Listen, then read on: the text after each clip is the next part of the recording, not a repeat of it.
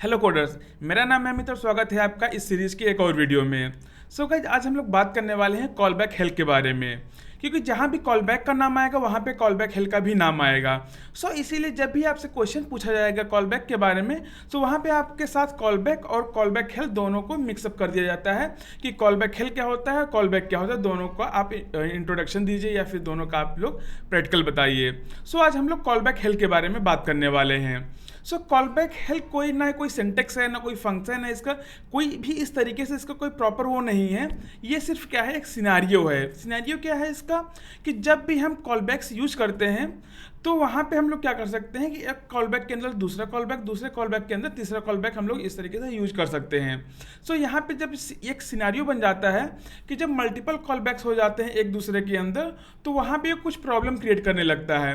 सो इसीलिए उस सिचुएशन को हम लोग कॉल बैक हेल्प कहते हैं, या फिर पिरामिड बन जाता है जब कॉल बैक्स का, तभी उसे हम लोग कॉल बैक हेल्प कहते हैं। तो आज हम लोग इसी के बारे में अपने कोड में डिस्कस करेंगे। सो गाइस, चलिए अब चलते हैं अपने कोडिंग एडिटर पर और वहाँ पे हम लोग इसके बारे में कोडिंग करते हैं और वहाँ पे इसको अच्छे से समझते हैं अपने कोडिंग एडिटर पर।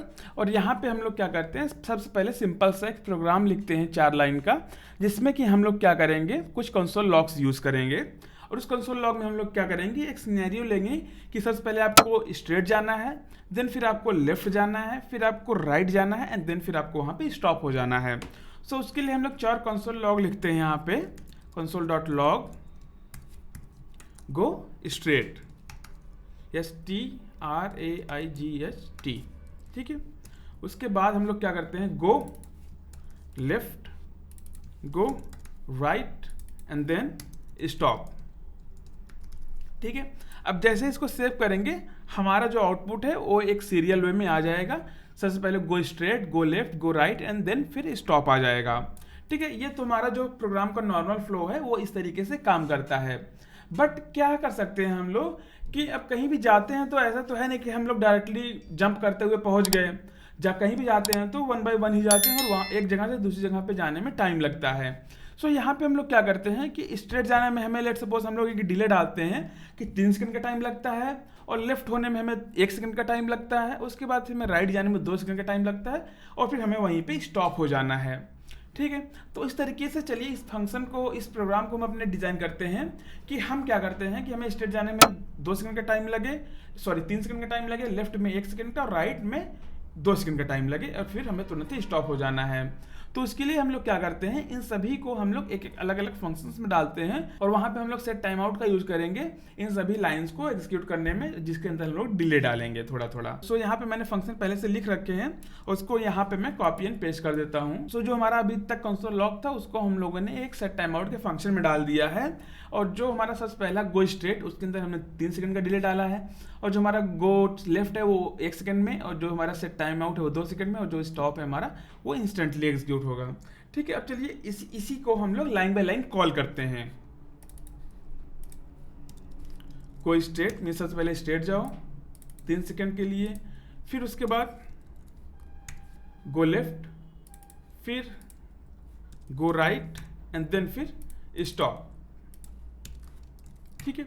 अब इसको सेव करते हैं तो हमें हमारा आउटपुट क्या आना चाहिए, सबसे पहले स्ट्रेट जाए 3 सेकंड बाद, उसके बाद 1 सेकंड बाद गो लेफ्ट जाए, उसके बाद फिर 2 सेकंड बाद हमारा गो राइट जाए, देन फिर वहीं पे वो स्टॉप हो जाए। उसको सेव करते हैं, ठीक है। अब जैसे ही सेव करेंगे तब क्या हमें दिखेगा कि सबसे पहले हम कहाँ गए, स्टॉप हो गया, हमारा प्रोग्राम तुरंत ही स्टॉप हो गया। उसके बाद लेफ्ट का हमारा एग्जीक्यूट हुआ क्योंकि 1 सेकंड है, उसके बाद हमारा राइट हुआ, फिर हमारा स्ट्रेट हो गया। मीन्स इसका कोई ऑर्डर हमें नहीं दिखाई दे रहा है कि स्ट्रेट, क्योंकि जबकि हमने यहाँ पे क्या लिखा हुआ है, इसको एक ऑर्डर में लिखा हुआ है, बट जो हमारा आउटपुट है वो किसी ऑर्डर में नहीं आ रहा है, ठीक है। तो अब इस ऑर्डर को हमें मेंटेन करने के लिए हम लोग कॉल बैक यूज करते हैं। अब चलिए क्या करते हैं कि हम इसको एक ऑर्डर बनाने के लिए अपने कॉल बैक को यहाँ पे यूज करते हैं, ठीक है। तो सबसे पहले हम लोग क्या करते हैं, गो स्ट्रेट के अंदर एक कॉल बैक डालते हैं, और उसके अंदर हम लोग लेफ्ट वाले को डाल देते हैं, ठीक है। अब उसके अंदर हमें स्टेट के अंदर इसको रिसीव करना पड़ेगा, कॉल बैक, और इस कॉल बैक को इस स्ट्रेट के बाद हमें कॉल करना है, ठीक है। अब सेव करते हैं। अब सेव करेंगे तो क्या होगा, हमारा स्टॉप नाउ आएगा, गो राइट आएगा, then go straight, and then go left. अब यहाँ पे हम लोग देखें तो जो स्टॉप है और जो राइट है वो तो हमारा असिंक्रोनसली आ रहा है, मीन्स उसका कोई स्टेप नहीं है, बट जो हमारा गो स्ट्रेट एंड गो लेफ्ट है वो अब हमारा सिंक्रोनसली आ गया है कि सबसे पहले गो स्ट्रेट आया देन फिर अभी लेफ्ट आया। सो अब हमें यहाँ पे क्या करना है कि लेफ्ट के बाद हमें राइट को प्रिंट करना है। सो राइट को प्रिंट करने के लिए हम लोग क्या कर सकते हैं कि जैसे हमने गो स्ट्रेट में कॉल बैक पास किया है वैसे ही गो लेफ्ट में भी हम लोग कॉल बैक पास कर सकते हैं। अब यहाँ पे पास करते हैं इसको फंक्शन। सो अब ये जो गो राइट वाला फंक्शन इसको यहाँ से हम लोग कट करते हैं और यहाँ पे पेस्ट कर देते हैं, ठीक है। अब इसको हम लोग सेव करते हैं।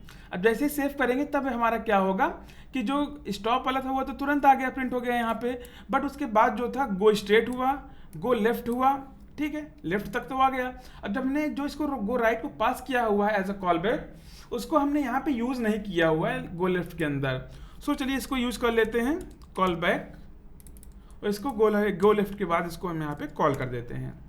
सेव किया। अब जैसे ही सेव करेंगे तब हमारा जो आउटपुट था वो सिंक्रोनस वे में आना स्टार्ट हो गया कि सबसे पहले go straight, go left and then go right, ठीक है। ये तीनों चीजें हमारे एक स्ट्रेट लाइन में आ गई। अब क्या करते हैं हम लोग गो स्टॉप वाले को यूज करते हैं। सो गो स्टॉप को भी हम लोग इसके अंदर पास कर देते हैं गो राइट के अंदर as a callback function, ठीक है, पास कर दिया। और इसको इसके अंदर हमें as a callback receive करना है, रिसीव किया और इसके अंदर हमने यहाँ पे इसको यूज कर लिया। अब जैसे सेव करेंगे तब हमारा क्या होगा, सब कुछ सिंक्रोनस वे में आएगा कि सबसे पहले go straight, go left, go right and stop.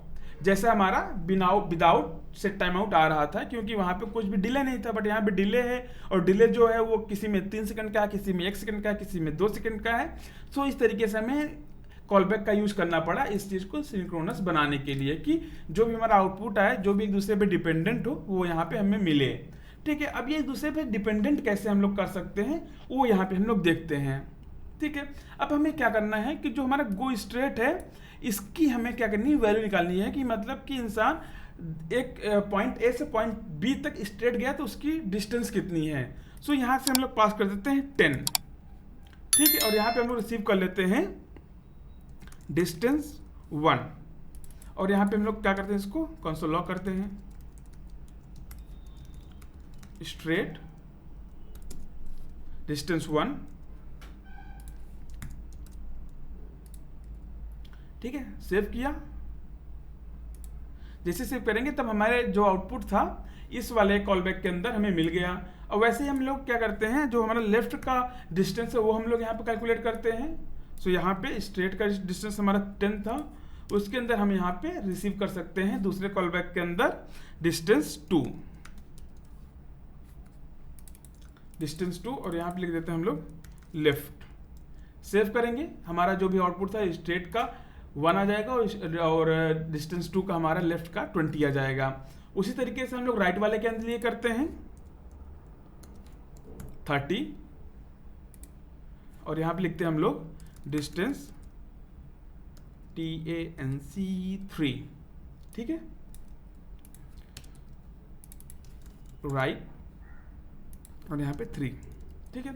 सो इस तरीके से हम लोग क्या कर सकते हैं कि एक कॉल बैक के अंदर दूसरा कॉल बैक ले सकते हैं, दूसरे कॉल बैक के अंदर तीसरा कॉल बैक ले सकते हैं और उन सब के अंदर हम लोग पैरामीटर्स भी रिसीव कर सकते हैं आसानी से, ठीक है। तो यहाँ पे हमारा स्ट्रेट का डिस्टेंस 10 है, लेफ्ट का डिस्टेंस 20 है, राइट का डिस्टेंस 30 है और जो हमारा स्टॉप वाला है स्टॉप के अंदर हम लोग क्या कर देते हैं, पास कर देते हैं इन सभी को as a addition const result equal to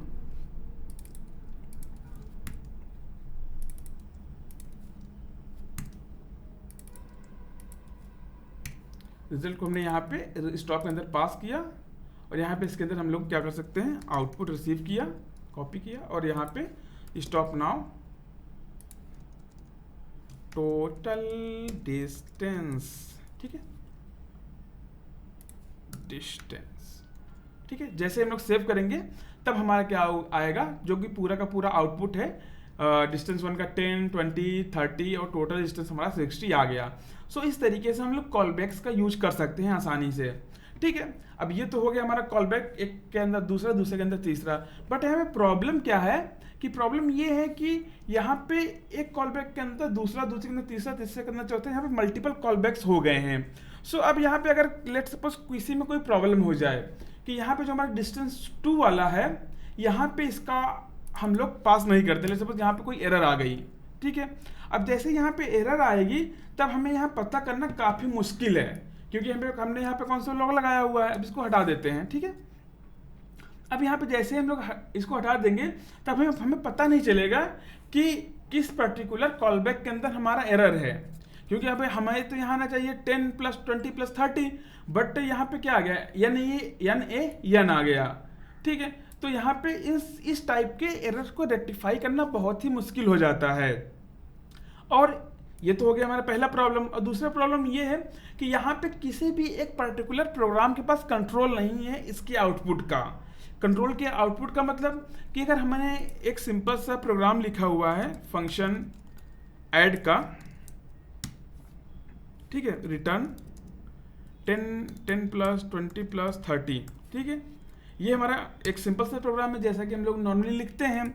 तो यहाँ पे अगर हम लोग देखें तो हम लोग ये कह सकते हैं कि ये जो हमारा ऐड का फंक्शन है ये क्या है कि इस फंक्शन के आउटपुट का कंट्रोल इसी फंक्शन के अंदर है। अगर इसके अंदर कुछ भी हमें चेंज करना है तो इसके अंदर रिफ्लेक्ट कर जाएगा, और अगर हमें इसके आउटपुट में कुछ भी चेंज करना है, कुछ भी ऐड करना है या फिर कोई भी एरर है तो वो पर्टिकुलर इसी फंक्शन के अंदर ही है, वो किसी दूसरे पे डिपेंडेंट नहीं है। बट ये जो हमारा कॉलबैक के अंदर मल्टीपल कॉलबैक्स हैं, यहाँ पे प्रॉब्लम ये है कि इस फंक्शन के अंदर ये एक कॉलबैक पास किया हुआ है, इसके अंदर ये कॉलबैक, इसके अंदर ये कॉलबैक है, तो ये सारी चीज़ें एक दूसरे पे डिपेंडेंट है। और यहाँ पे क्या है कि किसी एक फंक्शन के पास इसका आउटपुट का कंट्रोल नहीं है कि अगर डिस्टेंस वन नहीं आया तो वो आउटपुट हमारा जो है वो खराब हो जाएगा, डिस्टेंस 2 नहीं आया तो वो खराब हो जाएगा, डिस्टेंस 3 नहीं आया तब भी हमारा आउटपुट खराब हो जाएगा। सो इस तरीके से क्या है, ये प्रॉब्लम है कि इसको हम लोग को अगर डिबग करना है तो वो काफ़ी ज़्यादा हेक्टिक हो जाता है डिबग करने के लिए।